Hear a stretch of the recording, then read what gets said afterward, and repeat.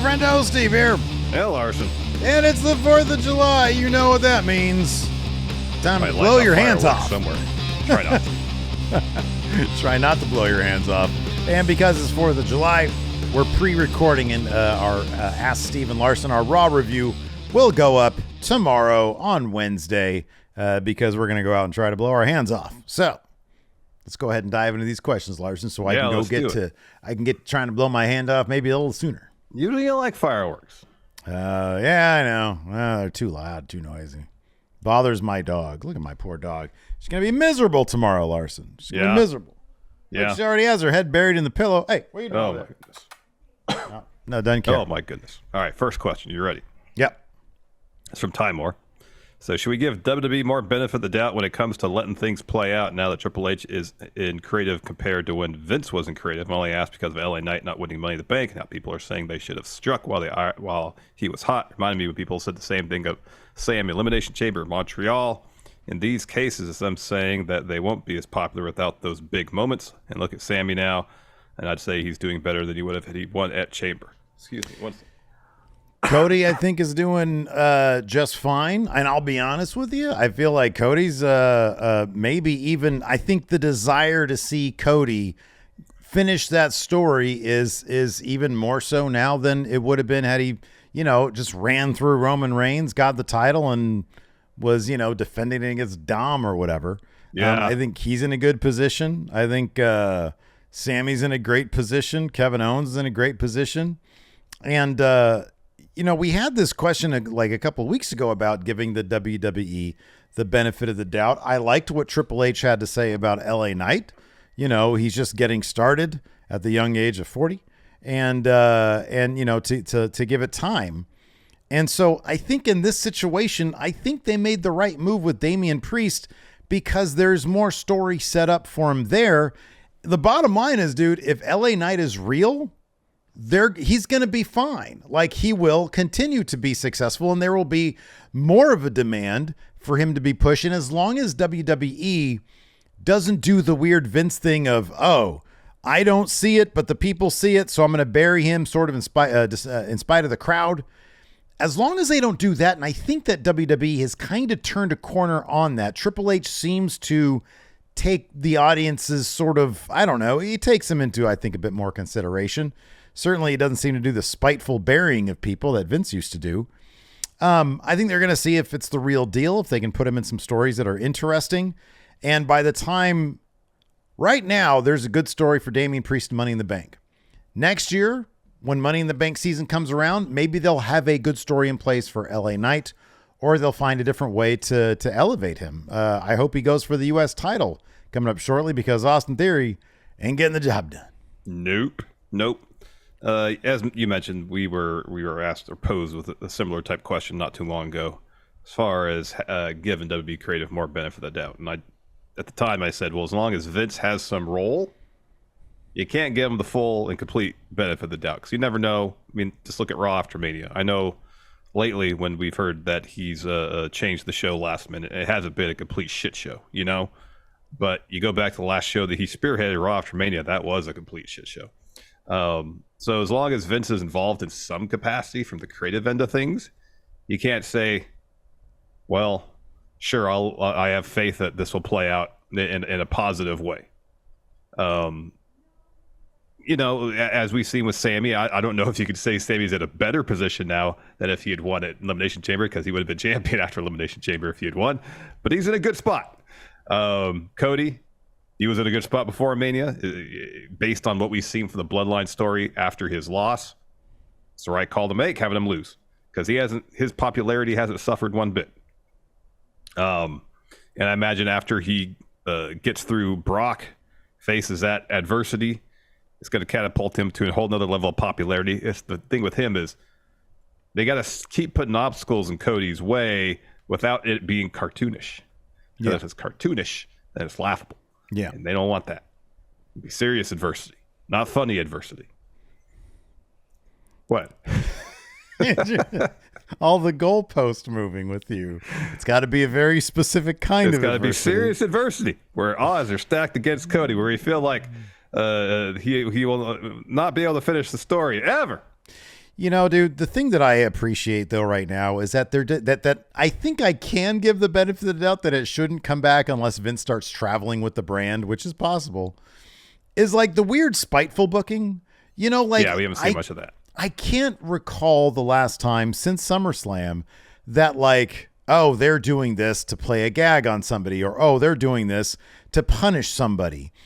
Everything they do does actually seem like a well-intentioned attempt to get somebody over, to tell a story. Now, it might not always succeed, and sometimes the effort in certain scenarios, for example, a lot of the women's division booking hasn't been given the full effort, but it also hasn't been given the bully level effort. It hasn't been given the, oh, we're going to do this to spite them effort, which was always infuriating with Vince. He felt he was the end all be all, and therefore, audience and story be damned.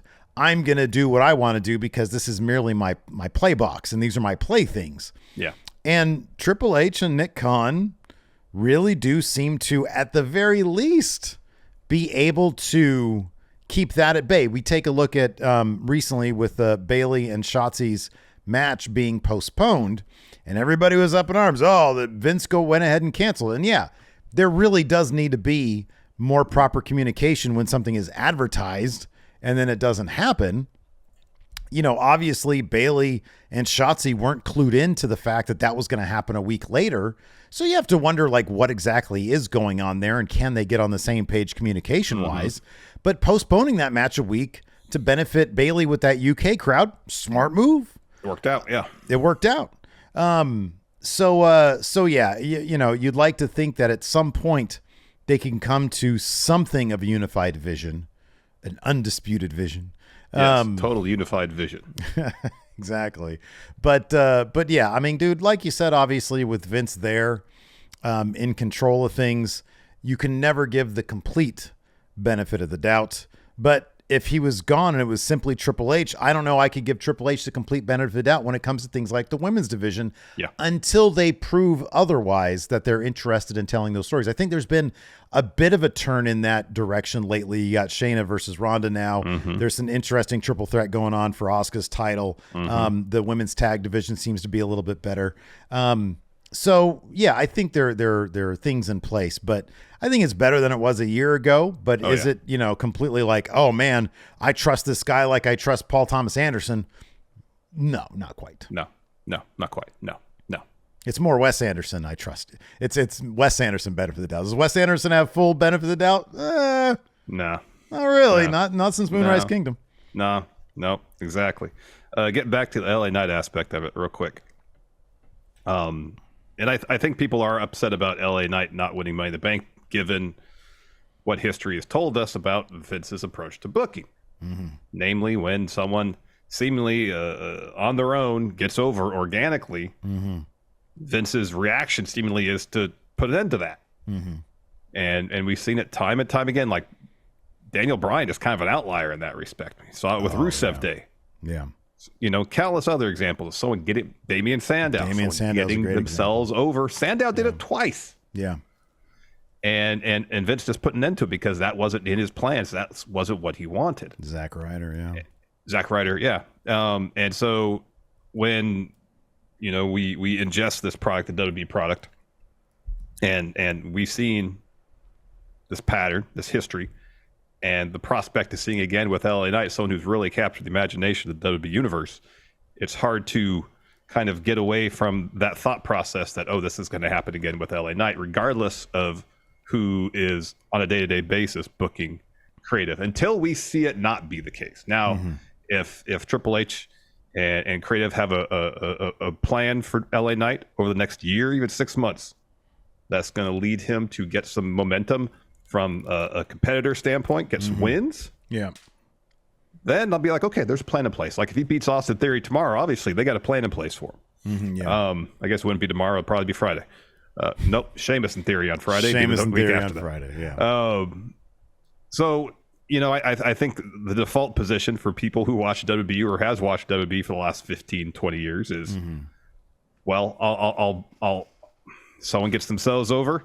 I'm going to expect that not to go anywhere until I see that it does on a consistent basis. And then maybe people, when stuff like this happens with LA Knight, when he's by far the most popular competitor in the Money in the Bank ladder match, and he loses and is deflating.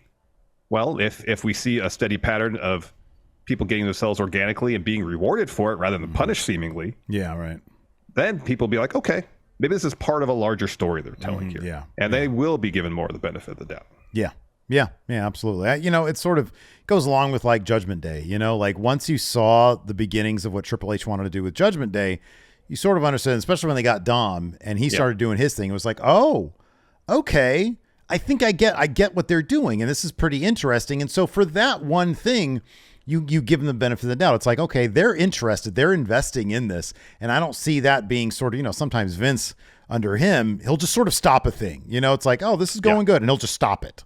And I feel like that kind of stuff is over too. At the very least, they're going to give people a shot. Now it could end up like a Karrion Kross where, okay, let's bring him back as kind of a big deal. But then you understand where they fall when it became obvious that he wasn't racking up many wins that are of significance. He was racking up enough wins so that he could take the big loss every time and still kind of come off as intimidating or as a threat, what we have dubbed now a depth guy. It's all sort of understanding where the pieces fall, and there are various levels of that benefit of the doubt as a viewer that you can give over. Indeed. Next question here from Mondo asks, with Cody directly saying his goal is still winning the WWE Championship and rumors pointing to Roman versus Cody 2 at Mania 40, would that be a must-win situation for Cody, or could he come back from losing a second year in a row to Roman? Must win.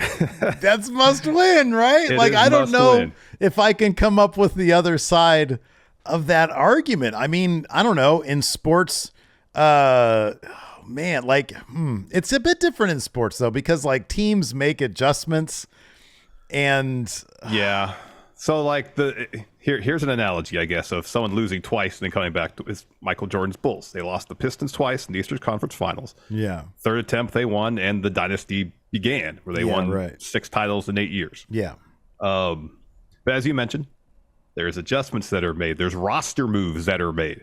And it's real. That's the difference. It's real. Yes. Yeah. This is scripted entertainment.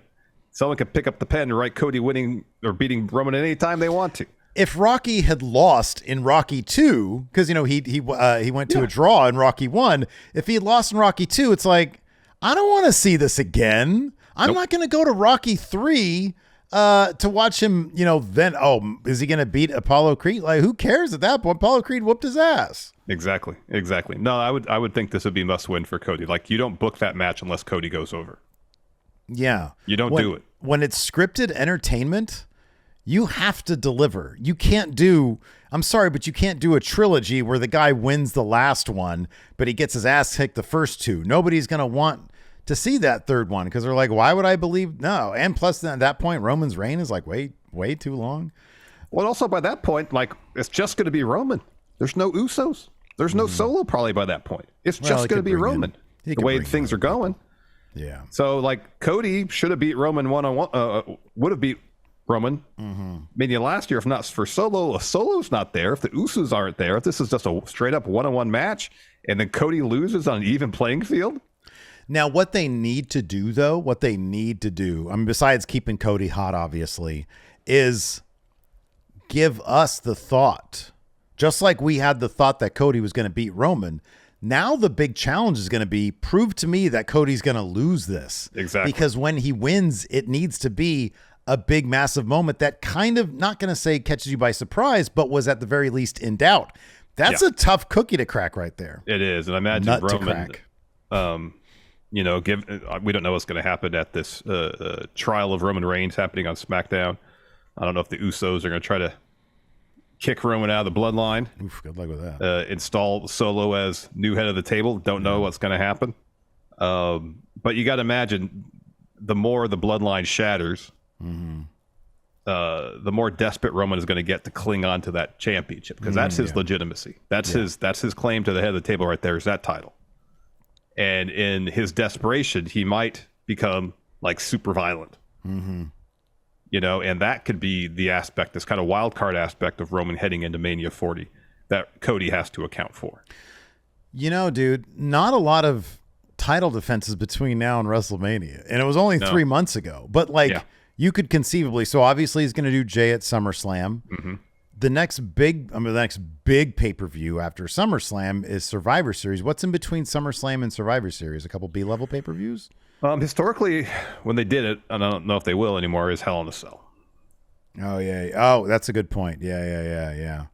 I mean, it's from August to, what is it? Is it early August? Is November, or so SummerSlam is August 5th, and then, of course, Survivor Series not till end of November. They might do a Saudi show in October. Yeah. He'll defend at a Saudi show.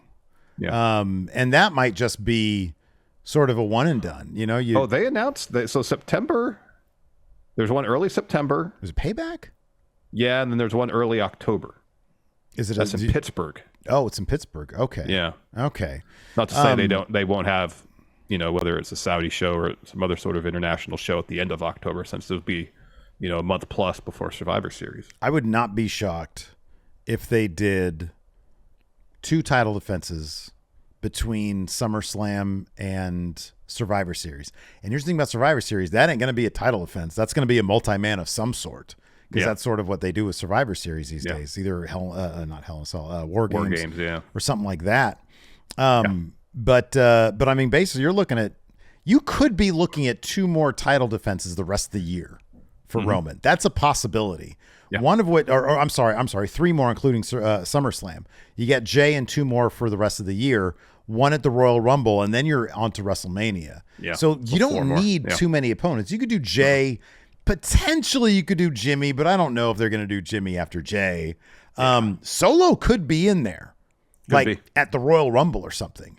Yeah. And then Cody wins that, and then you're off to like a 2-month program with Cody where you get unhinged Roman Reigns. Yeah. And then he loses at WrestleMania. So, yeah, I don't, they're, you know, it's Roman Reigns. He has like a handful of title defenses every year. Yeah. Andrew Connolly here asked, do you think in about 10 years or so, Roman will be a part of people's Mount Rushmore, or do you think he's already in the conversation? Also, what is your Mount Rushmore of wrestling? Okay, so Mount Rushmore is kind of rarefied air now. If the idea is who's the Mount Rushmore of wrestling storylines or even wrestling actors, performers, not in-ring performance, but, you know, certainly... You know, not the Shawn Michaels, but you know from a character perspective, from a character. So I'd consider Punk up there, to be honest with you. I think Punk at his peak was like a great character. I mean, in terms of stories, it's probably like 4 bloodlines up on the Mount Rushmore. Yeah. In terms of like wrestlers, I don't know. You got to put together a lot of different things for the Mount Rushmore. You know, it's you know when you talk to somebody who grew up when the Star Wars prequels were out. That was Star Wars to them. Yeah. Oh yeah. That's why. Yeah. Those movies are prime. Yeah. Some people, you know, that grew up with those movies, they like those movies. Those of us who grew up with the original trilogy is like, really? Yeah. Right. Yeah. I know. We look down on the prequels. So, you know, it could be a situation for people who are having their formative wrestling watching days currently. Will attach Roman Reigns to this era and thusly might be more inclined to include him on their Mount Rushmore wrestling. You know, I mean, given that there's a lot of aspects of wrestling that I really appreciate, I don't even know who, like on my personal Mount Rushmore, it's like Austin, Triple H. I don't even know who else is on my Mount Rushmore, to be honest with you. Daniel Bryan probably is on there. Bryan Danielson's probably on mine because he's so all around just awesome. And then I don't know who else is on mine, but like 10 years from now, if I look back and I'm like, okay, let's look at who put together like one of the greatest stories in wrestling. He had like one of the top reigns of, I mean, you know, Bruno would be on anybody's Mount Rushmore, and Roman's kind of a modern day Bruno with given how long this has been going on. In 10 years, I wouldn't be shocked if he was on my personal Mount Rushmore. It's entirely possible because we don't know also what he's going to do. If the idea especially is they'll finish out the bloodline story, Roman will drop the titles, he'll probably be off TV for a spell, and then they'll try to do his redemption story. Yeah. And try to get him over as this huge baby face, which has been the plan since 2014, or the goal since 2014. Yeah. There's still potentially a whole lot more to write in the book of his career yet. Yeah. Right. Yeah. So, there's a lot more to his career to be seen, to be done, probably.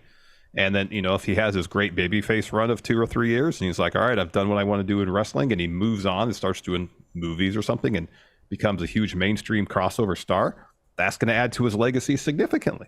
I think I've got my Mount Rushmore. All right. I think it's Austin, Triple H, Paul Heyman, and RVD. I think that's my Mount Rushmore. I remember watching RVD for the first time being just blown away. Yeah. Like, oh my God, the Van Terminator? What is this? Yeah, it's crazy. I know 3 names for sure. It's Shawn Michaels. Sure. Bryan Danielson. Yeah. It's Okada. Yeah.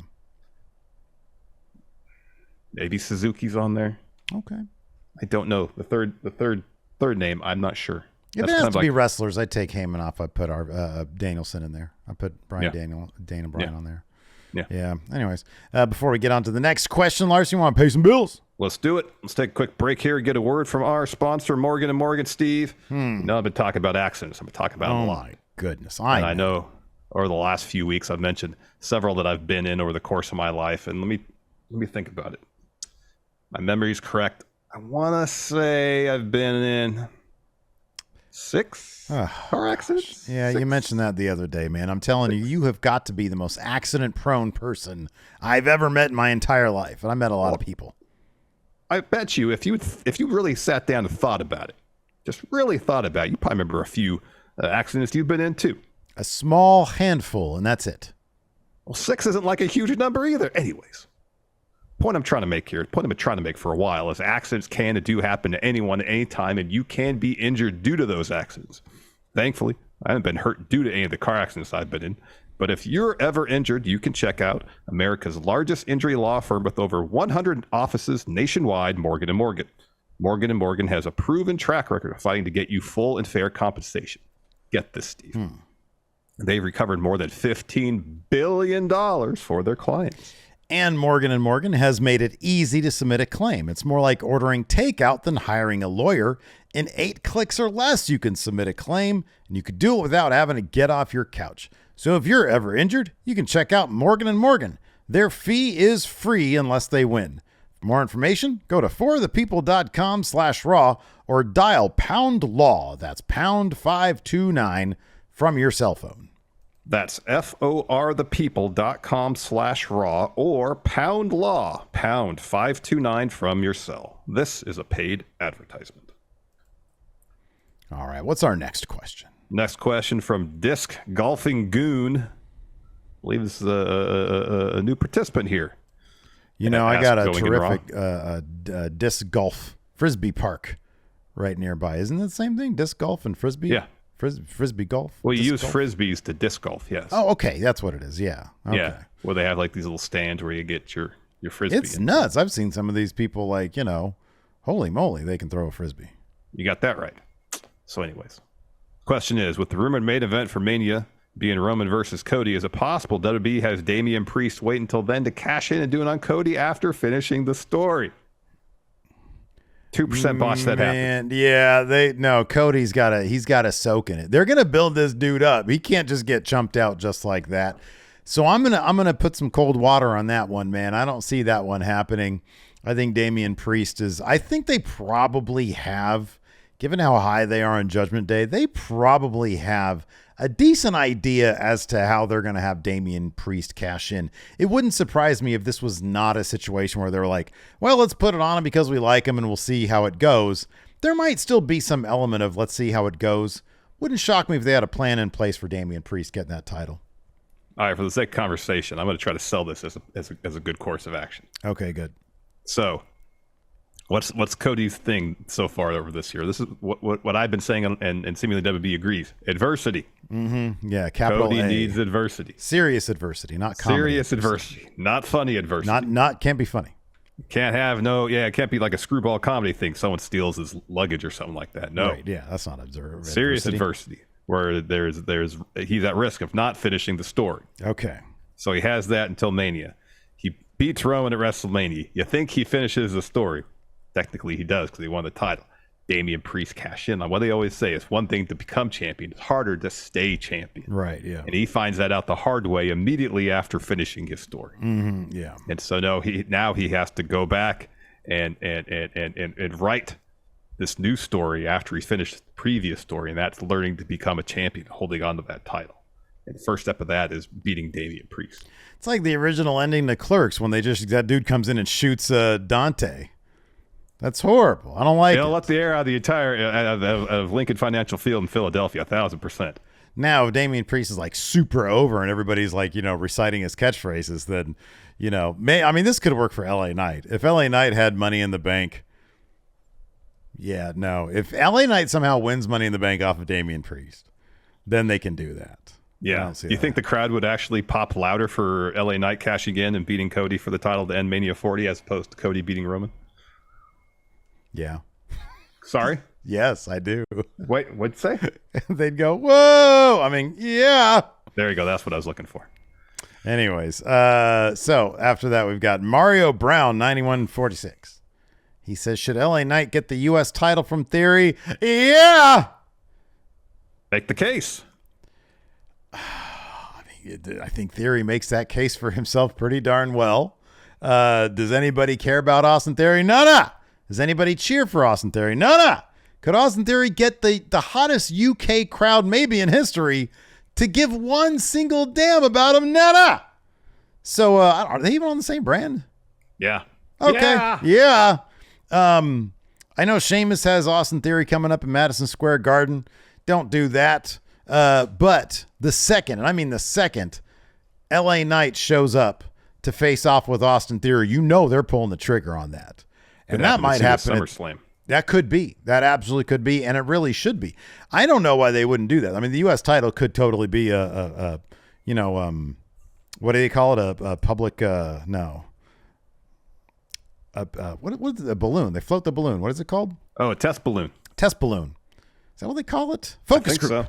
They can focus group. Yeah, they focus group the U.S. title as champion, right? On LA Knight. Yeah, exactly. Yeah. Yeah, of course you do that. Yeah. I agree with you, but I'm going to try to make the case for, you don't. No. Okay. Say if it was the Intercontinental title, it'd be something else, because historically speaking, the Intercontinental title is seen as you win that, and what's the next step? The big one. You go on the World Championship scene. I don't know if the U.S. title is necessarily seen in the same way. I guess that was seen as a road to becoming top guy. Mm-hmm. So potentially the issue, though, is having LA Knight win the U.S. title. I don't honestly believe this, but I'm going to say it anyways. Yeah, sure. The issue you have with LA Knight winning the U.S. title is that then he's just kind of slotted into a mid-card champion guy. It's not big enough for him. It's not. Yeah. So if he's like has a really good U.S. title reign, and they're like, wow, LA Knight's such a great U.S. champion, we don't want to take the title off him because he's so good as U.S. champion. Mm-hmm. Yeah, right. And so he's just like perpetual U.S. champion and never gets to break through to being potentially a world champion.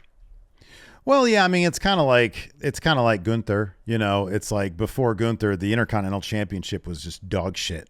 Yeah. So he comes along, gets it, he elevates it. Now you might have that problem with Gunther. It's like, oh, is Gunther ever going to challenge for the world title? But again, historically, the IC title, that was, like the first it's been 20 years since that's been the case. It's also been like 10 years, maybe not quite that long, but quite a number of years before the Intercontinental title was as relevant as it is now.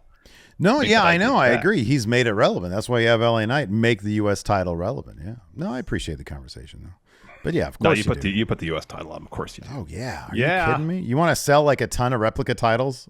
A ton of replica U.S. titles? Title, yeah. That'd be the strap with the little LA Knight logos on it? Yeah, I know. That'd be amazing. Yeah. Yeah. Saying. Patrick Cheeseman has a great question here. Which wrestler deserves to have their own Lex Express? It's LA Knight. It's LA Knight. Yeah. What do you call the bus? I know. I'm trying to think of that right now. The Knight Rider? Well, this is what you could do. Instead of the bus, you give him his own plane. It'd be the Night Flight. All right. Yeah. Oh, the Knight Rider. Oh, shit. That is good. Yeah. The LA Knight Rider. Yeah. That's good. Well, you couldn't actually call it Knight Rider because, no, that's a Comcast property. You could do that. You could as long as you keep it on USA. Yeah. Yeah. You have to move to Raw to do that. Yeah, he would have to do that. Yeah. Yeah. So apart from LA Knight, LA Knight's the obvious answer. Him touring around America, doing meet and greets with WWE Universe. Of course you do that. Yeah. Apart from LA Knight, who is it? I mean, if it's like a band like Judgment Day, if they stay together, they're not bickering anymore, then you can do that. Omos. Are you going to go to the Omos stop? You going to stop at the Omos stop? That doesn't really roll off the tongue very well. No. Okay. How about Phil? How about CM Punk? All right. He already has his own bus. So the Punk Trunk. Pardon me? The Punk Trunk. Come by, and he just rolls up at a parking lot, opens up the trunk. It's got a bunch of bootleg CM Punk merch. You get to meet Larry. AJ's there, all pissed off that she has to be out there in that hot parking lot. Yeah. Come on, see. Yeah. I mean, that's sort of the energy that he's bringing these days. It really is. Sleepy Phil there in Hamilton, Canada. It really is. Gosh, I'm trying to think who else. Who would make a lot of sense to do the Lex Express Bullet bus. Club Gold. Be a party bus. Yeah, it would be a party bus. That'd be good. Yeah. That's the winner. Chugs. He could have one of those gaming buses. Have you seen the gaming buses? Yeah. Like a streaming bus. Yeah. That'd be fun. No, that'd be great good. ideas. All great ideas. DJ Mott here asks, who do you guys foresee being in this year's War Games match? Let's assume at Survivor Series we're going to get War Games again. I got another one. Imperium. What? They can have the Autobahn. It's not bad. But it's like the most boring shit ever. Just sitting there reading like a book or something. Yeah. Kaiser's just working on his abs the whole time. Yeah, he's doing crunches the whole time. Yeah, I'm sorry. What's the question? Who should be in this year's War Games match? Now, I guess there's been some chatter of NXT being involved in Survivor Series again this year, and if that's the case, do you pit Team NXT versus Team Raw versus Team SmackDown, 3-team War Games type deal? Yeah, like it was initially in NXT. Yeah, no, I think that's a good idea. All right, who are teams then? All right. Carmelo. No, you know what? Carmelo, should the champions be involved in these? Because if you have Carmelo in there, you're not going to have Roman Reigns in there. Yeah, no. He'll be Team WWE. Are they going to do Roman versus... So if there's going to be title versus title, it's going to be Roman versus Seth. Assuming Seth's still champion at that point. Yeah. I don't know if they're going to have a third. But they might have Carmelo in there. I don't know. Somebody's got to eat the pin. Yeah. Yeah, I know. Stomp, spear on Seth. Roman covers Carmelo. And that's like his last big hurrah. He's like, I'm the king of the mountain. And you can point to that, say, look, Seth, on my record says I beat you. Mm-hmm, yeah. Seth can say, we didn't pin me. Yeah. Ooh, that's good. So Team NXT, I don't know who's God. You get hot? Axiom. Oh, how about this? Axiom, Nathan Frazier, Dragon Lee. Oh, all those really super cool guys. Yeah. Yeah. Yeah. Okay. Do all sorts of creative, awesome stuff in the War Games cage. That'd good. Be cool. Against LA Knight. Yeah. Austin Theory. And who's else on SmackDown? Is the Brawling Brute still on SmackDown? Yeah. And Sheamus. All right, good. Who? How about on Raw? And then on Raw, you got Drew McIntyre, Gunther. No, Gunther's got a title match. No, you do Finn, you do Priest, you do Dom. Oh, that's good. That's good. They run Raw, so they're Team Raw. See if the tension amongst the group there can survive a War Games match. Yeah, and the whole time he goes backstage, they're trying to strategize, and Priest is looking around for Seth and Roman. It's like, come on, man, what'd you do? It's like, I could cash in at any time now. Oh, I need you to focus on this. We got a War Games match. I need to focus on this. Yeah, but okay. I can cash in now. 3 of the guys are scrubs, and Austin Theory's a scrub. Perfect. There we go. Next question. Guardian Ape asks, given how next Mania will most likely be Edge's last match, who do you realistically see his opponent being? Luchasaurus. Edge. Luchasaurus is an AEW. Steve. You're not dangerous, Edge. You're not dangerous. Realistically. Seth makes some sense. They had such a whole thing. They need somebody new, somebody fresh for Edge. Like Finn Balor. Who seems the heir apparent to Edge for that particular role? Von Wagner. That's what WWE said. I didn't say it. WWE said that. Where? Show me. It was on like a PW Insider or Worked Wrestling or something like that. Oh my It was gosh. a website. You're making stuff up. That's a Wrestling News Now headline. I'm there. the new brood. Look at my child head. Anyways, yeah, I don't know. Who would be good for Edge? I mean, he's not. I mean, he's new in terms of success, but like Damian, I see parallels with Damian Priest, you know, and there would be some amount of, given that he started the Judgment Day with him, and Priest might end up being the most successful male member of the Judgment Day. Yeah. I could see that. I could see a story being built there. You know, Maybe. Edge being like, I'm responsible for your success. I unlocked you. And Damian Priest says, but now I have to kill you. And then he sends Edge on his way. Yeah, that could be something. It's not a bad one. You just have Orton. How about this? Cena, Orton, Edge. Why not lure Dave out of retirement? Get Batista in there too. Dave there too, and then it's like sort of like a final end of an era. End of an era type deal, yeah. Yeah, that'd be cool. They do the quadruple pin. Mm-hmm. Yeah, they could do that. So would you put Brock wins. in there? Because like Edge is the odd man out. He was earlier than he was earlier, I know, but they were all. I mean, that was kind of like the core group that really carried to be like in the early odds. You know, that's good. Yeah, that's true. Early mid odds. I guess more mid odds. Anyways, before we get to lightning round, this is a great question from Eastside Reviews. In honor of the 4th of July and grilling season, rank your favorite grilled meats on a scale of 1 to 5, with 5 being Roman Reigns, top shelf, head of the table, and 1 being Matt Riddle, depth guy. Okay. All right. Ooh, depth guy. I mean, a burnt hot dog that rolled off onto the floor is Matt Riddle. Okay. All right. My Roman Reigns is, I'll be honest with you, I know you're all about the prime rib, but you don't usually grill prime rib, though. You slow roast that. Okay.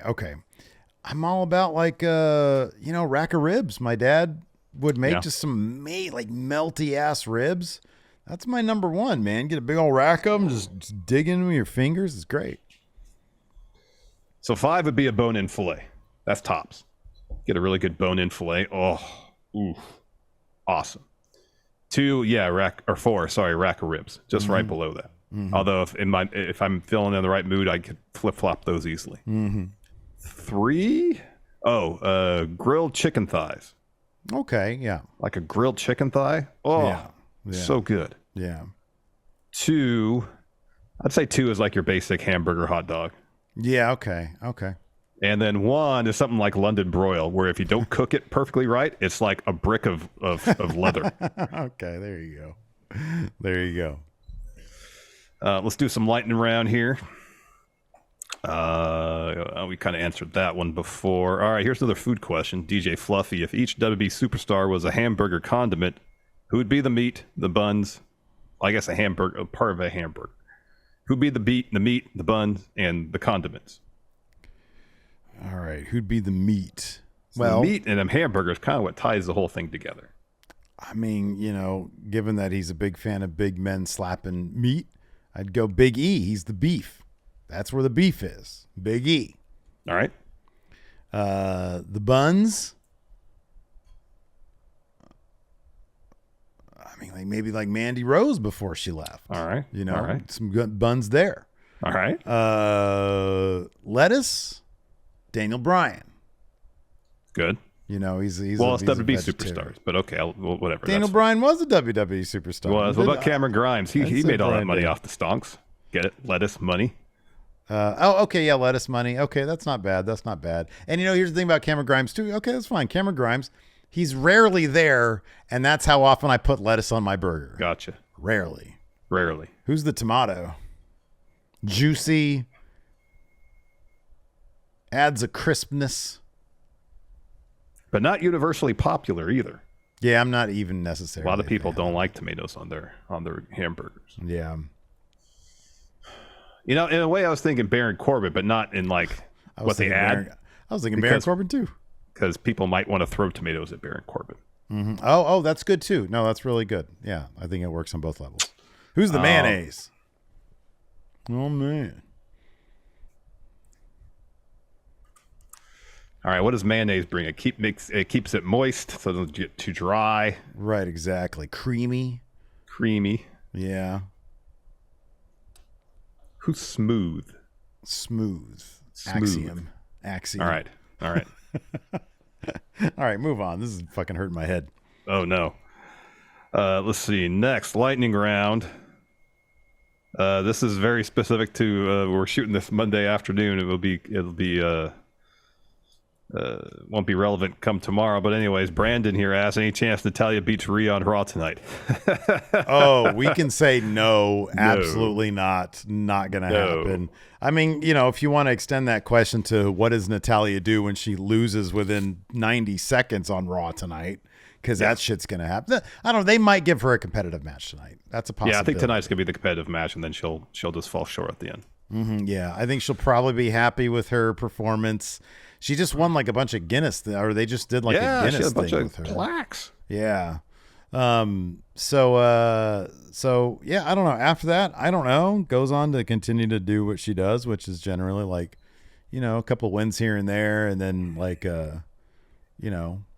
she's like the main event person on the show. Main event. I think she has like matches with NXT people there. What if she loses in 90 seconds and has to completely reevaluate her career? That'd probably be better for her. A complete rebrand. A complete rebrand. Yeah. Frozen Tape here says, could y'all see a similar story portrayal as it pertains to Finn? I guess Finn and Judgment Day. Oh, like compared similar to Bloodline, I would guess. Oh, similar blood. Okay. I think it would be wise for them to try to tell a long-term compelling story the way they did with Judgment Day, and not do the sort. Sometimes their stories are like start stop. Oh, I thought you were going to cash in, but now we made it good, and then it happens again, but now we're good, and then it just goes nowhere. Yeah. So I would like some twists and turns along the way, Definitely. Until it reaches a fever pitch. Yeah, it's got to reach a boiling point where it just all blows up. Of course. Yeah. I wouldn't mind that, but just take your time with it because Judgment Day is really good right now. I know. Dude, it's so sad because I feel like they're launching right into the split. Until the end. I know. And they're so good. Their chemistry is so good. You can tell they all really get along. I know. It's going to be a bummer if they break up by like SummerSlam or something like that. Absolutely, 100%. Luis here says, can you make it entirely new factions for each show? Break up every faction in WWE right now. Make one new faction on Raw, one new faction on SmackDown, but only for people who are currently in a faction. Okay. Gunther. All right. Good start. Sheamus and Finn. All right. They start a faction because they're all European. Okay. And they're called the League of Nations. Part 2. Oh, wow. Thank you for the part 2. The sequel. The sequel. The League of Nation Est. Let's do Solo. Okay. Julius Creed. Okay. Because they're out of NXT, so they'll be coming to the main roster. Oh, yeah. There's no unifying theme with this. Wait, back up. What? What? They're out of NXT? Yeah, they lost a loser leaves NXT match. They did? They lost that match? That already happened? The dyad. Yeah, that already happened. That happened last week on NXT? Yeah. Oh, my God. They're getting called up then. That's cool. Yeah, seems like it. Wow. Shoot, what other factions are there?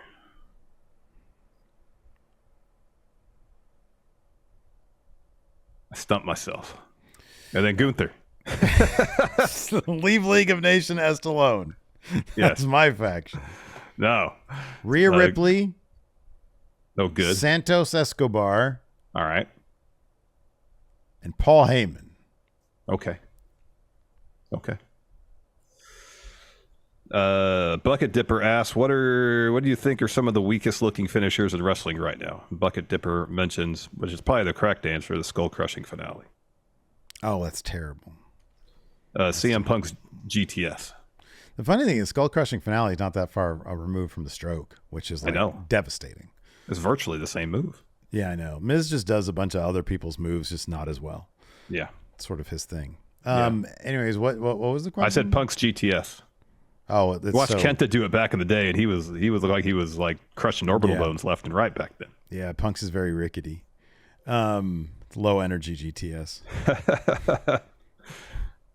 Let's see here. Another finisher that just looks like crap. Is that the question? Weakest looking finisher. Oh, weakest looking finisher. Be honest, Rainmaker has never looked very devastating. Yeah, I know.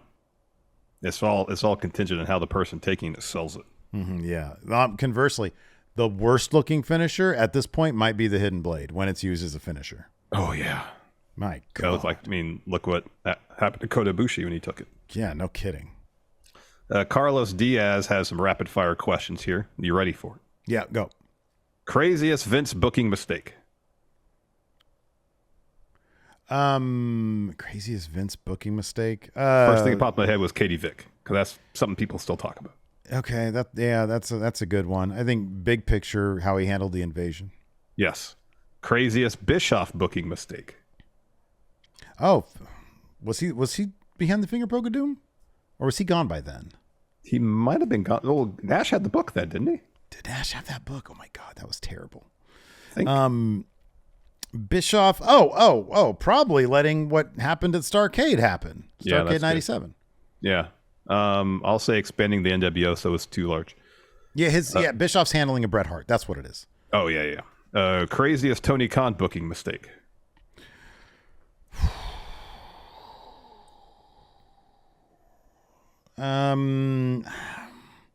Right now, taking the tag titles off the Acclaimed.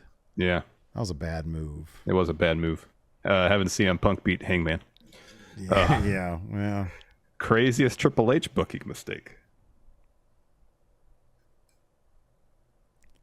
Booking too many of the same characters in NXT. You know, Triple H probably was in control of that Triple H Booker T WrestleMania shit. Oh yeah, probably that. He had to say. He had to say there. That is definitely the answer. We can end on this one. Dirk Hardpeck, do you have any favorite memories or matches from Draws? We got news over the weekend that Draws passed away. Perhaps his most memorable moment is probably from Beyond the Mat. Mm-hmm, yeah. Where he's in Vince's office and Vince is like, we got a new character for you. He's puke. Because apparently Draws could vomit on command. Yeah, right. Yeah. And so he says, can you show me how you vomit, please? May I see it, please? Right now? Yes. Yes, please. And so he's trying to throw up, and Vince says, he's got a puke. He's got a puke. I always liked how he looked in the Legion of Doom. Remember when he joined Legion of Doom for a second? Yeah. They did a weird storyline of like alcoholism in that one. But I always really liked Draws' look because he looked so comfortable. He wore those pants that sort of looked like they might have been cut off pajama pants. Yeah. Like the shorts. Seemed like a really good guy. And God, you just absolutely feel for what happened to him. And yeah, just what a tragedy. What an absolutely really sad situation that was. Yeah. Really was. Anyways, if you guys want to get your questions in for the next Ask Going In Raw, patreon.com/Steven Larson, or you can click join on the youtube.com/Steven Larson. Thanks everybody for hanging out. We appreciate it. Go enjoy your 4th of July. Please be safe. And until next time, we'll see you around. Goodbye.